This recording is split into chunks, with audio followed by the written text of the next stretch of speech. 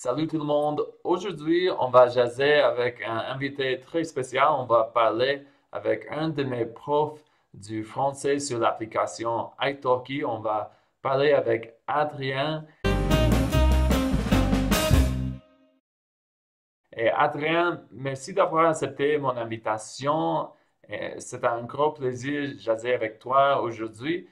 Est-ce que tu peux te présenter pour tout le monde? Ah ouais, bonjour, je m'appelle Adrien. Je viens du Québec. Et puis, ouais, je suis d'origine marocaine. Mes parents ont immigré quand j'étais très, très petit.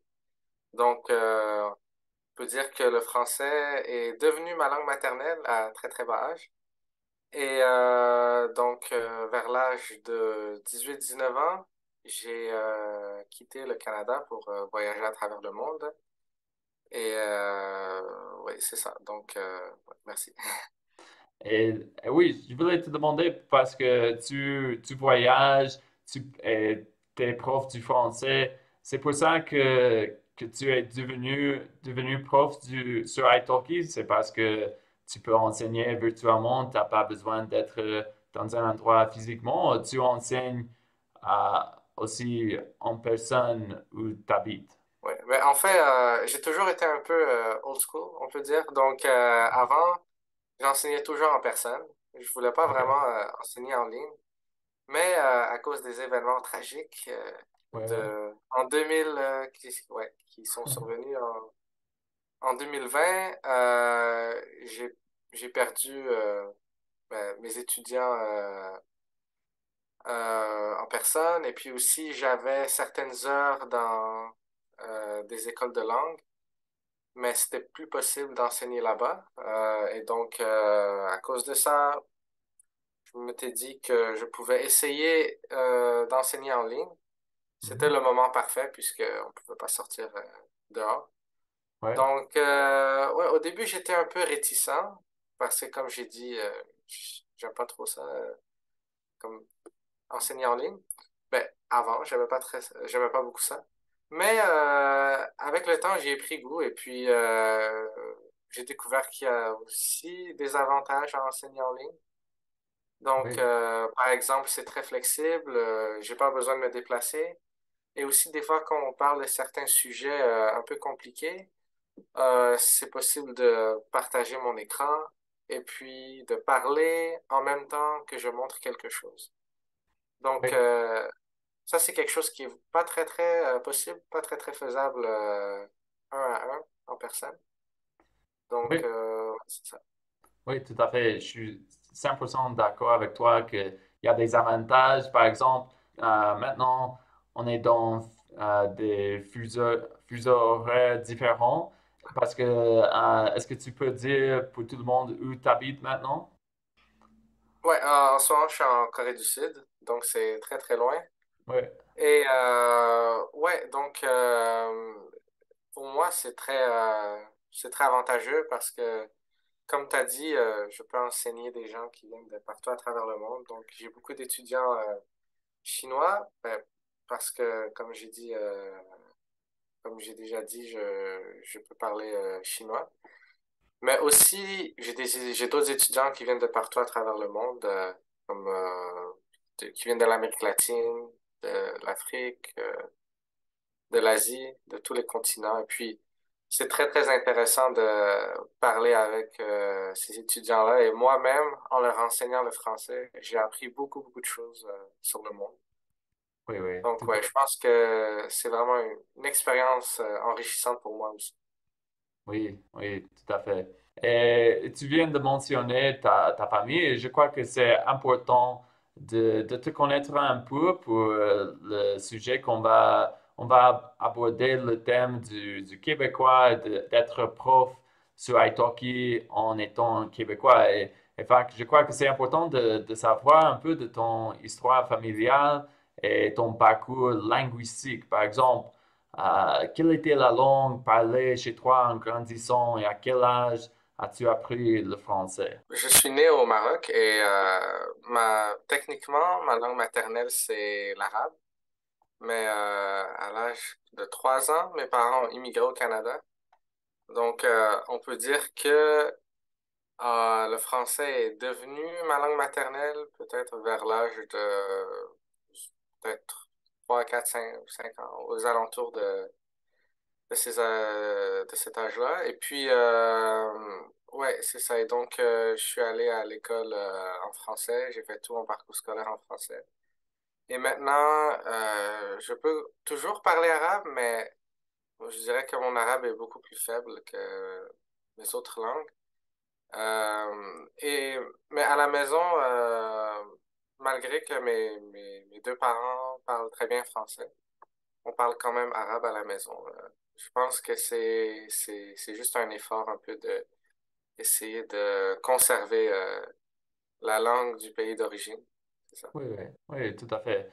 Et pour avoir des parents immigrants, je voulais savoir, est-ce que tu t'identifies 100% québécois? Comment tu t'identifies?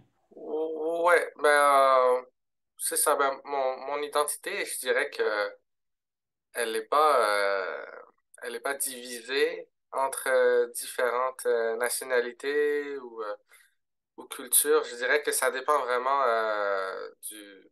ça dépend vraiment de où je suis et avec qui je parle. Ouais. Donc, je m'identifie comme 100% canadien, 100% québécois et 100% marocain. Donc, ouais, donc Ouais, ouais.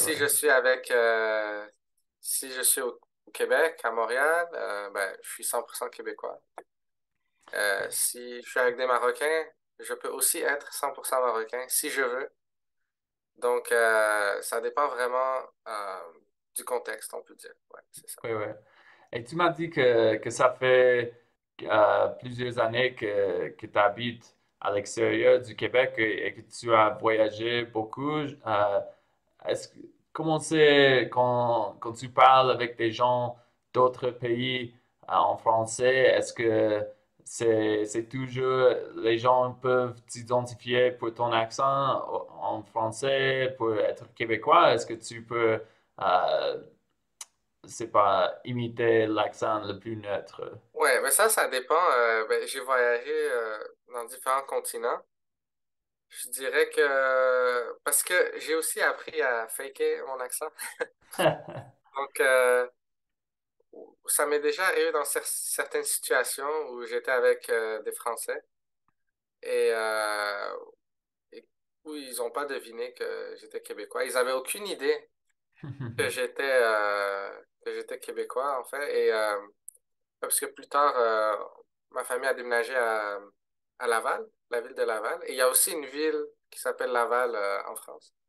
Donc, quand j'étais avec ce groupe de Français, ils m'ont demandé je viens de où? Je leur ai dit Laval. Et ils ont pensé que c'est Laval en France. Ouais, ouais. Quand je leur ai dit non, non, c'est Laval au Québec, ils étaient vraiment choqués. Mais, ben, pas choqués, là, mais je veux dire, ils étaient Ouais, ouais, surpris. ouais, ouais. Ouais, c'est ça. Donc, ouais, mais mon accent naturel est plus québécois. Ouais, je parle pas joual non plus, là, mais je peux si je veux, mais ouais. Mon accent plus naturel est c'est plus le français standard, on peut dire, avec un petit accent québécois. C'est ça. Oui, j'ai compris. Tu viens de dire que tu peux faker, imiter l'accent le plus neutre, standard du français, mais je voulais te demander, est-ce que, comme prof du français sur Italki, est-ce qu'il y a plein de monde qui veut pratiquer avec toi avec le français standard et qu'est-ce que tu fais dans cette situation? Mais en fait, ça dépend des élèves, parce qu'il y a des élèves qui sont déjà au Québec, qui habitent à Montréal, et qui me disent qu'ils comprennent rien du québécois, qui voudraient, euh, qui voudraient être capables de mieux comprendre ce qui se dit. Donc, dans ces cas-là, ouais, dans ce cas-là, je parle en québécois pour les aider. Mais si c'est des élèves, par exemple, qui étudient pour passer un examen, ou si c'est des élèves qui veulent simplement comme, pratiquer leur français, là, je vais utiliser un accent plus neutre. C'est ça. Oui, oui, tout à fait. Et tu viens de mentionner qu'il y a des gens qui sont déménagés au Québec et ils veulent pratiquer avec toi pour comprendre mieux les Québécois. Et quels sont les autres buts de tes élèves qui veulent apprendre le québécois? C'est pour déménager au Québec? C'est parce qu'ils ont un chum québécois, une blonde québécoise? Pourquoi? Quels sont les buts de tes élèves qui veulent apprendre le québécois? C'est simplement pour intérêt? Quels sont quelques buts en commun? Ouais, ben en fait, j'ai certains élèves, ben, j'ai plusieurs élèves chinois parce que je peux Hmm. parler Ah ouais, ouais. chinois. Donc, ouais, c'est ça. Donc, il y a beaucoup de ces élèves qui souhaitent immigrer au Québec ou qui ont déjà immigré au Québec, qui souhaitent parler avec moi ben, pour savoir comment ça se passe un peu là-bas et puis juste pour s'habituer aux Québécois. Et aussi, il y a une autre catégorie d'élèves qui sont simplement intéressés par le Québec, c'est ça, et qui veulent me parler à propos de tout et n'importe quoi, c'est ça. Ah ouais. Mais des élèves qui veulent apprendre le français le plus neutre, le plus standard, est-ce qu'il y a des gens qui disent, ah non, je veux apprendre le vrai français? Et si quelqu'un t'a dit ça, comment t'as réagi? Ou comment tu réagirais si quelqu'un le disait? Ben, si quelqu'un me dit je vais apprendre le vrai français, je vais juste poser la question à l'élève, c'est quel accent, je vais juste lui demander quel accent est-ce que tu voudrais apprendre? Est-ce que tu veux apprendre l'accent français ou l'accent québécois, l'accent suisse, l'accent belge? Donc, je leur dis qu'il n'y a pas vraiment d'accent correct, on peut dire. Ouais, correct, c'est pas très... Ouais, ouais, Mais, ouais, donc, il y a un accent qui est... il y a une façon de parler un peu standard, on peut dire, mais il n'y a pas vraiment un accent qui est meilleur que l'autre, d'après moi. ouais, Ça ouais. dépend vraiment de ce que l'élève a besoin, on peut dire.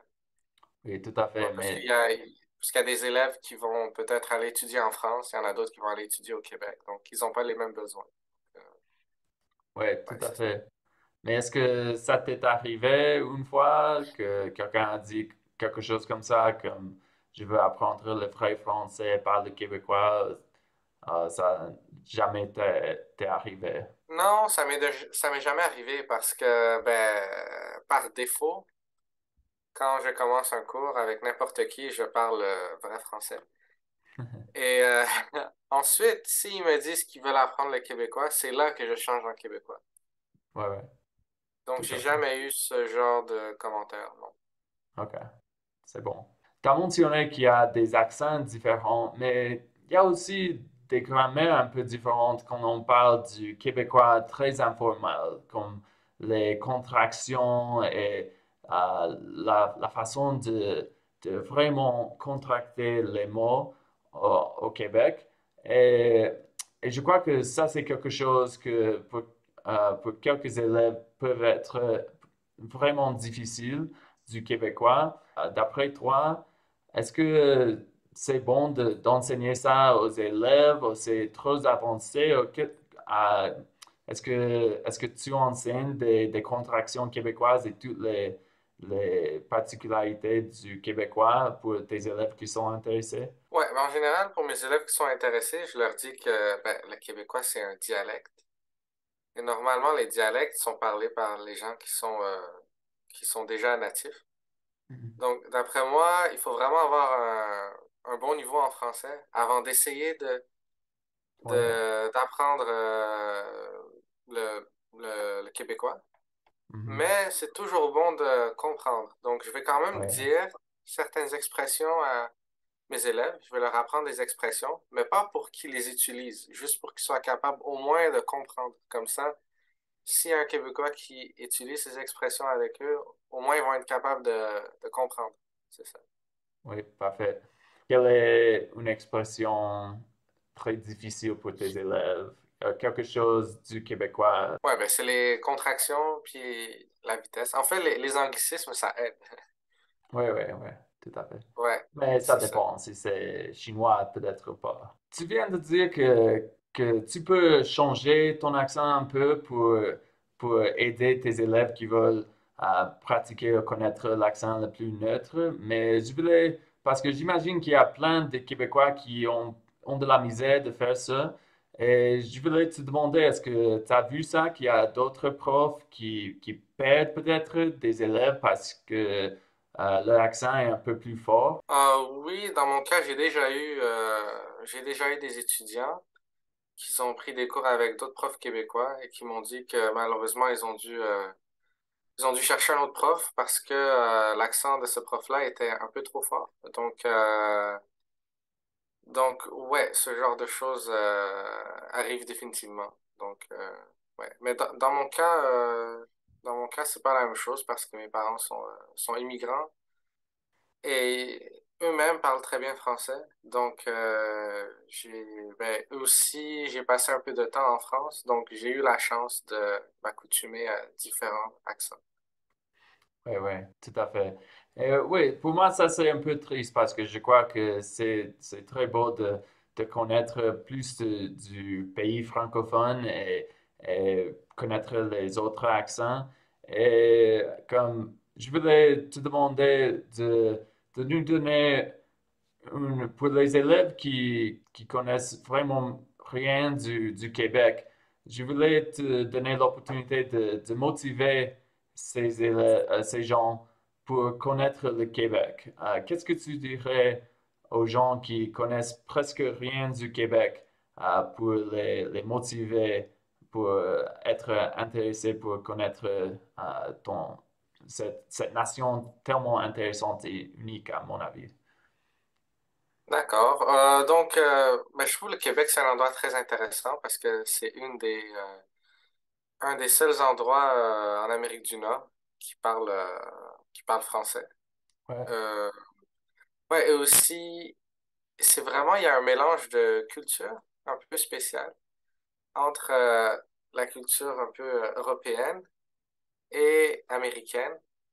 Et en même temps, il y a tellement de personnes issues de l'immigration que ouais, ça crée un environnement très spécial qui est pas très commun, on peut dire, dans d'autres pays. ouais, Ça, c'est une chose qui a été un atout pour moi parce que j'ai remarqué que quand j'ai commencé à voyager dans plusieurs pays, j'avais plus de facilité à m'intégrer avec les gens ou à comprendre différentes cultures.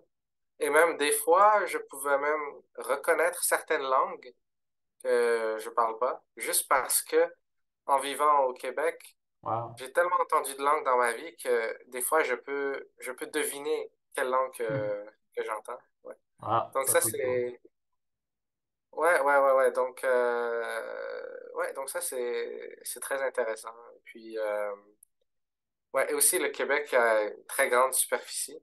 Donc c'est une très grande province. Et surtout pour les gens qui adorent le plein air, les sports d'hiver et tout ça, c'est un endroit magnifique. Les vacances d'été, pendant les vacances d'été, il y a beaucoup de festivités à Montréal. C'est vraiment un endroit très intéressant, selon moi. Oui, oui, tellement intéressant. Et bon, en bon français, je dirais que c'est un melting pot bien gros, Montréal et le Québec pour la migration et toutes les cultures. Et simplement, je crois que pour les immigrants, les gens qui veulent déménager au Québec, je crois que c'est vraiment intéressant de connaître le québécois et pas parler seulement le français standard parce que pour vraiment connaître la culture québécoise, je crois qu'il faut comprendre, comme tu viens de dire, le dialecte, les choses différentes du québécois. Pour ajouter, avant de voyager à l'étranger, je comprenais pas vraiment pourquoi on devait protéger notre langue. Je trouvais que c'était un peu trop poussé. Après avoir voyagé à l'étranger et avoir vu différents pays, ouais, j'ai compris que en fait le français c'est aussi une richesse culturelle. Donc je comprends aussi pourquoi le gouvernement québécois ou les Québécois en général essayent de préserver leur langue parce que ça fait partie, c'est une partie intégrale de la culture. Et puis en plus, c'est une belle langue, donc ouais, Ouais. pourquoi pas. Ouais. Bien, bien sûr. Bon, Adrien, merci de nouveau pour avoir participé sur ma chaîne. Mais avant de terminer, je voulais te demander, est-ce que tu peux faire un peu de la publicité pour ta chaîne de YouTube? Quel est le nom et quelle est l'idée de ta chaîne? Oh ouais, en fait, il y a un peu longtemps, j'ai créé une chaîne qui s'appelle Adrien. Et en fait, sur cette chaîne, je voulais juste montrer certains aspects de ma vie quotidienne. Mais malheureusement, parce que j'étais très occupé, j'ai juste publié une vidéo un peu random qui consiste à faire un review de ce ouais, de ce skateboard là. Mais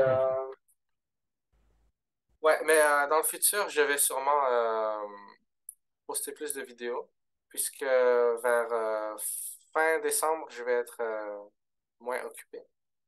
Donc, ouais, si ça serait très gentil si vous pouvez regarder mes nouvelles vidéos dans le futur. Merci. Oui, et bon, Adrien, je crois qu'on a déjà fait le tour aujourd'hui. Merci de nouveau pour avoir accepté mon invitation. C'était un plaisir jaser avec toi. Et merci tout le monde pour avoir écouté notre interview. J'espère que cette interview t'a plu. N'oublie pas de laisser un pouce bleu et de laisser un commentaire si tu as une question pour Adrien ou pour moi. Et bon, c'est tout pour aujourd'hui. Et à la prochaine. Bye bye. Merci.